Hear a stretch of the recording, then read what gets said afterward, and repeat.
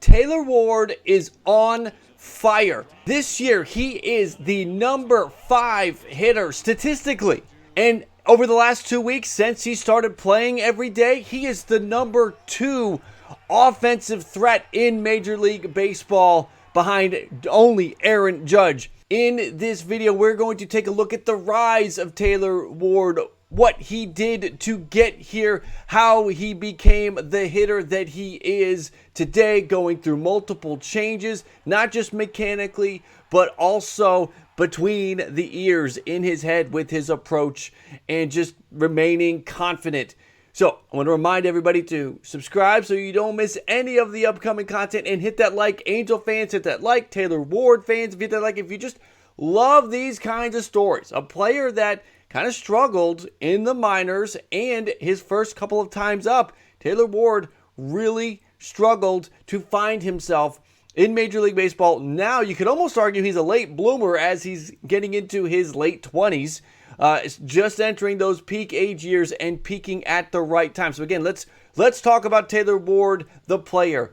Drafted in 2015, first round, 26th overall by the Angels. Yeah, 2015. It's 2022. 7 seasons later, he's finally hitting his stride. That's what I talk about with him being sort of a late bloomer. At Fresno State, a 304, 443, and 486 slash line. His final year there with 7 home runs, 14 doubles, 39 runs scored, and 42 runs driven in. So now, drafted first round, goes to the minors, and you can see he jumped right in. 2015, went to rookie ball, got a promotion to A ball, 895 OPS, everything looking good. 2016, played the entire year at Advanced A, and struggled. Just a 679 OPS. And then in 2017, started the year at A, advanced, got a promotion to Double A, a 757 OPS. That's not what you're looking for from your number 1 pick. You're looking for him to tear up rookie in A like he did in 15, and then see more improvement in 2016. They didn't see that. So he spent the whole year there in 16, and then in 17, started at A and moved up, but did not show the improvement that they were looking for. So we saw it with his prospect ranking with Baseball America. 2016, he was the number 1 organizational prospect. 2017, slid to 6th. Okay, it's no alarms there.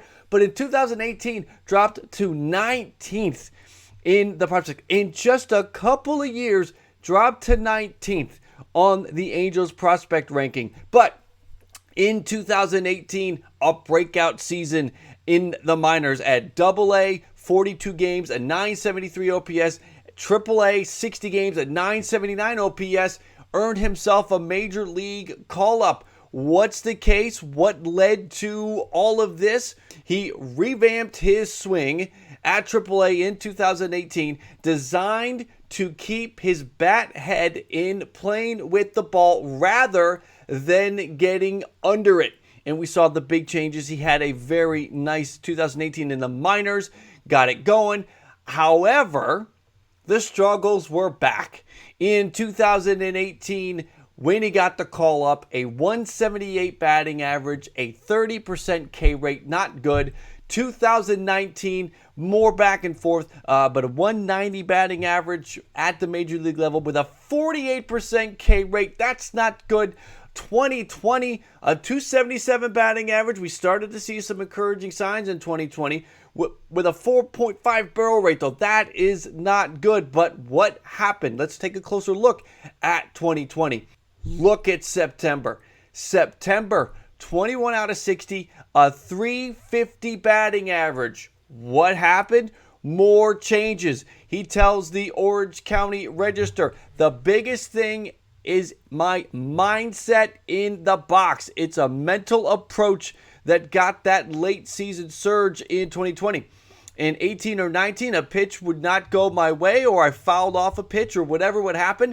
My mindset would change, or I'd start questioning what the pitcher was going to throw instead of sticking to my approach and what I'm looking for. The biggest thing I've done this year is sticking to my approach when things aren't going your way, or however it is the entire at bat. You love that. Again, more changes. A player that is understanding and realizing that he's got to change things or he's just not going to stick. Also, Joe Bad commented, I've been a fan since I met him in camp. The only thing that he had issues with is somebody wanted to teach him to lift the ball, and he's got this thing that's all over the internet that's really horrible, and it's impacting a lot of young hitters. We talked about that change in 2018 where he made a change with his approach so that he would keep the bat on a level plane with the ball instead of getting underneath it. There you go. So Madden addressing it there. So you got to think 2021, everything's going to be great, right? No. May, a 697 OPS. June, little bit of encouragement there with 820. July didn't get out too hot. 13 games, 10 starts in July. Just a terrible job, just not hitting. And then Justin Upton returns. Angel fans, you know what I'm talking about. But again, remember, 2021, there were struggles. Now, another change needs to be made. 2021, 2022, look at the difference here. We're going to run tape on this in just a second. 2021, Taylor Ward, you see on the far side, front foot down, hands sort of down a little bit lower than in 2022, where you see the hands are higher up, the shoulder, the elbow is higher up, and that front foot now back a little bit and raised. So you got some timing mechanisms. You got, again, trying to get a nice level, bat on the plane with the ball.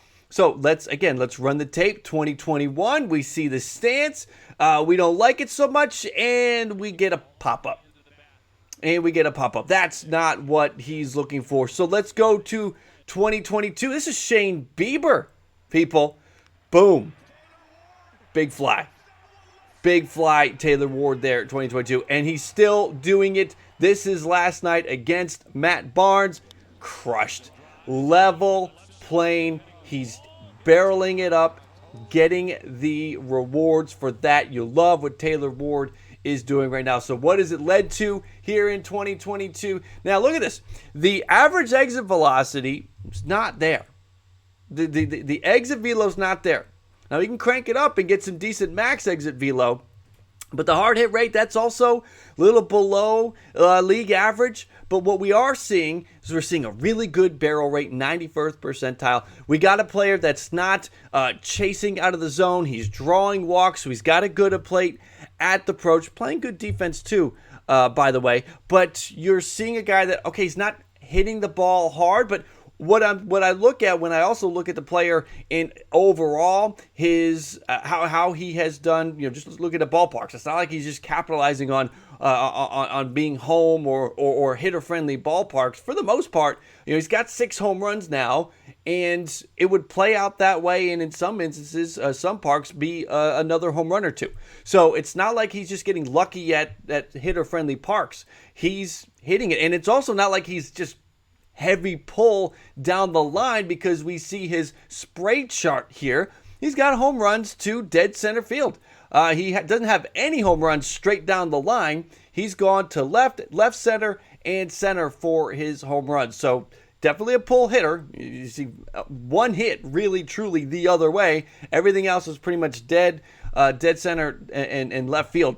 So we are seeing when he's generating his power though, he's center field, left center field is where the balls are going. So just because he's not getting that high exit velocity doesn't mean that he can't be an effective hitter. We've seen plenty of hitters that don't have that extreme exit velo that can still be a really good baseball player, have some really good seasons. And it's, again, what has it led to? We got a 375 batting average, a 481 on base percentage. You give me at least 100 points over that batting average, and I'm in love with you. And he's got it. 481 and a slugging of 720. I put the expected batting average and the expected slugging next to it. Yes, it's down, but it's not down drastically. It's not like he's got a 375 batting and a 275 XBA or a 750 slugging and a 550 expected.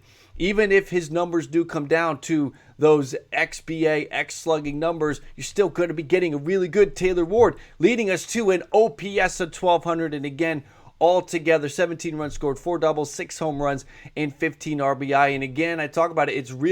It's just been a couple of weeks now. He has not been playing a full run of games to this point. Taylor Ward sort of lighter when it comes to the total number of at-bats compared to some of the other players that are out there. Taylor Ward, 64 at-bats. You got Judge with 92, Rizzo 91, Ramirez 88, Machado 96. So Ward still catching up to those players when it comes to total at-bats and plate appearances. So we have Taylor Ward, the rise of Taylor from Fresno State through the minor league struggles, through having to constantly make changes to not just his mechanics, but to his mental approach. And this is where he is now, 7 seasons after being drafted, after cups of coffee that just went stale in previous years, 18 and 19, in the start of 20. We got a guy now that has had to persevere and fight through adversity and make changes. How many people do you meet don't want to make changes, stuck in their ways? They just stick with what they know and they flounder. He has made changes. We salute you, Taylor Ward, for what you have been able to do. Angel fans, again, comment below. Let me know what you think about your boy Taylor Ward. And hit that like to show your support for Ward and for the channel. Hitting that like is the best way to do that. I want to remind everybody that might just be finding the channel for the first time with this video to subscribe so you don't miss any of the upcoming content. I really do appreciate all of you taking some time out, spending it here with the channel. We're going to wind down now. I will add some links to some of my other content for you to check out here now. Again, appreciate you spending some time with the channel, and thank you for watching the video.